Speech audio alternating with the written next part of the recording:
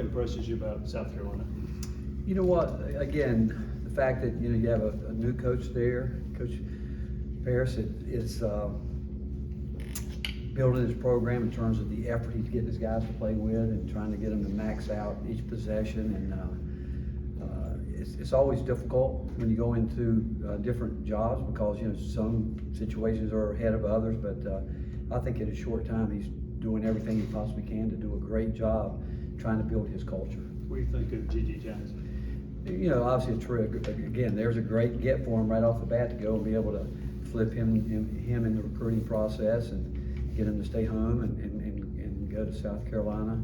And he's a guy that can create. They look for him to do a lot of that, and he gets out in the open court where he gets the ball. He's I've watched him obviously many years through while he was in high school, and he's an explosive player that can really get going. You anticipate Josiah being able to go again tomorrow? Yeah. We again, he probably wanted to practice more yesterday than we allowed him to, but obviously I said after the game we're going to have to manage him throughout the whole year because he's that important to us that we need to make sure that we can have him every game. How much does his return help Julian, just in terms of Josiah being on the court with him, but also probably freeing up some space for Julian as well? Yeah, I think Joe will help Julian a lot with just being out there, being able to talk to him and see the game the way Joe sees it with Santi. Those guys do see it, Zakai, and I see Julian really making a much. He's a freshman that came in and had a lot put on him because of Josiah not being ready to play. A lot of that went to Julian, and I thought he handled it well. I do think he got tired, and which is normal for freshmen because of the high-level games we were in early. It took a toll, but I can see now he's coming out of it. I can tell by watching him in practice, watching what he does, and I can see him getting himself on a roll here. What do you see from him that tells you he's coming out of it? One, defensively, he's much more inclined. I think he's really trying to think the game, and not just young guys. I can say it for older guys too.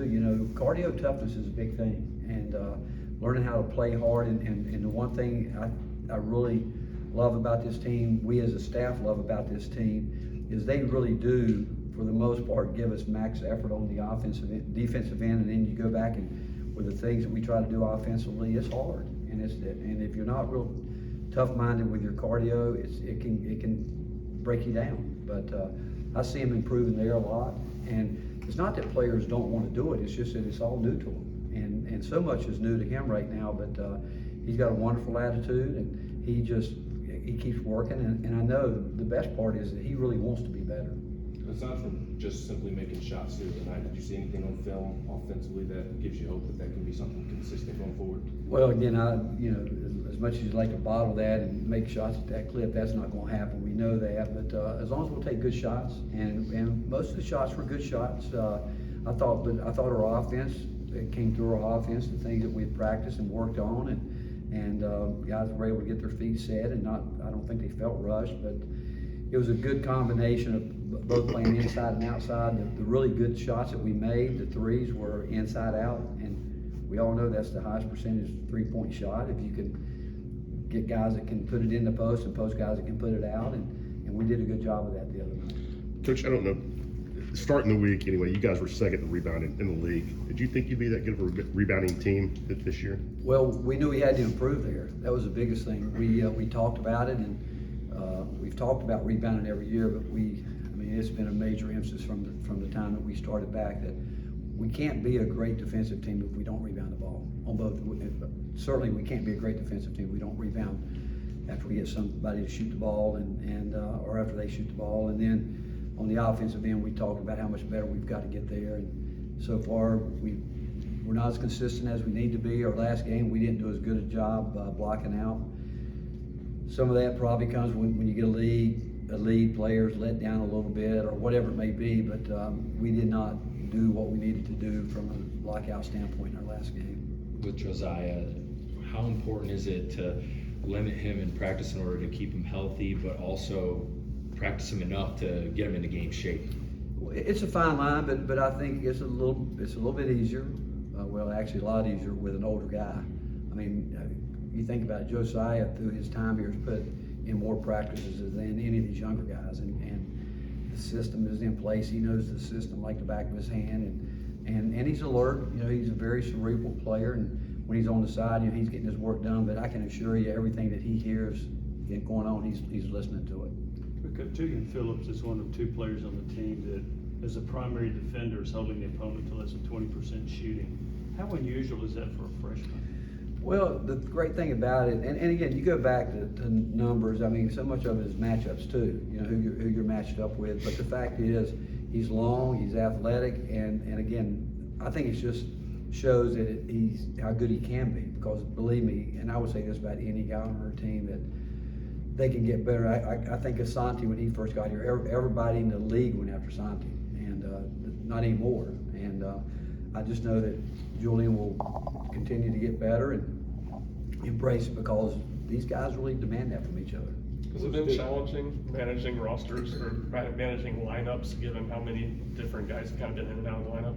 No, I told him the other day, we're gonna ride the wave, man. Whoever's getting it done, and we want consistency, and if you wanna play, if you really wanna go into a game and be ready, you better be ready, because, you know, some games, if somebody's playing great and we feel like we gotta keep them out there, it might cut into your minutes or whatever, but and they're gonna get a chance. There's not a guy that we played up to this point that I can't see not playing, unless they just aren't ready in practice the day before.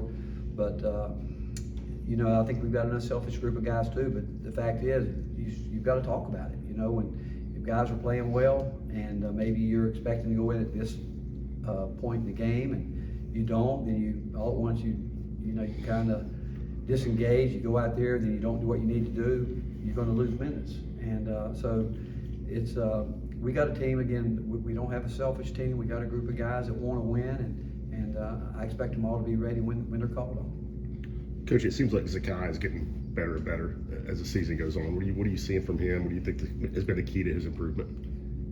Again, it's players. I was thinking about it when I was driving here today about coaching's a great profession when you got guys that work hard, guys that just want to do it. You know, they've got it in their DNA. They're competitive. You know, they know where they are. They know they need to continue to be coached. And Zakai is a guy that, you know, believe it or not, at his height, he's always been a guy that thought score. And in fact, now that he's really learning how to run a team, manage a team, and with the effort that he plays and on the defensive end, and then the effort he plays with on offense, his speed, what he brings.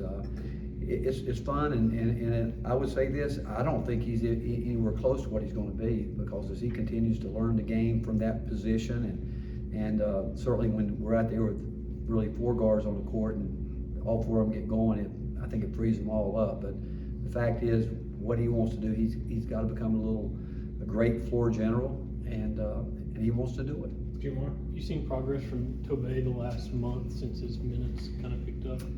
Well, I've seen it in practice. That's where you see it, because and what he does. You know, that's again, you go back and what he did. He earned our confidence. You know, because of what we saw him do every day in practice. We saw him. Seriously, I tell you guys, when you watch and you guys watch practice, you see how hard Santi and Zakai and Josiah and who else? Jemiah Meshack go every day. Well, that's what Tobey does every day. And when a guy goes like that, it's just a matter of getting him in the right games at the right time. And when we put him in the games that we weren't even sure at times, the Maryland game, what he would do at that point in time, he was ready for the opportunity. He took advantage of it, and from that point on, we knew that he would be a factor, and that we would have to find a way to make sure that he's involved every game.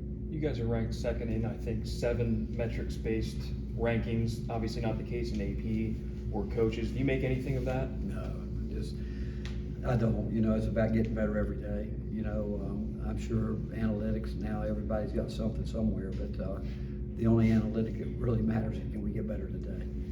Would you say you're surprised by Tobey's development so quickly? Am I surprised? Well, the one thing he did is, again, I'd like to take credit for it, but he's a rebounder. I mean, he's got a great knack to do it, but he loves to do it. I use the word DNA a lot. It is in his DNA, and that's what he's always done. then once we got him on the court and started showing him some things and how quickly, he's skilled, he's more skilled right now than he even knows that he is. I mean, he's a skilled basketball player, he can do a lot of things out there. But, once we got around him, I don't know if I would say I was surprised. I'm surprised. I probably maybe he's coming along quicker than we might have thought. But we knew this: if he would have had the chance, say John Fulkerson and a Grant Williams from day one, who knows? Because those guys got to walk right out there. He came into a situation with 3 older guys in front of him, but he kept working, kept competing, and he's earned the opportunity to. And all the good things are happening to him. His line the other night, I told our post guys I'd take it every night. 9 points and 6 rebounds. That we could get that from all those guys, we'd be pretty good. What defines the knack for a rebound? I think it's one, understanding how important it is, and understanding that if that's what your position calls on, whether you want to do it or not, you have to go do it.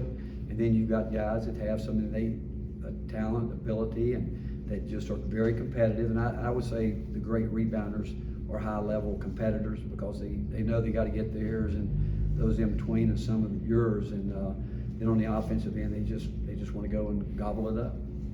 Wyeth never would have let this press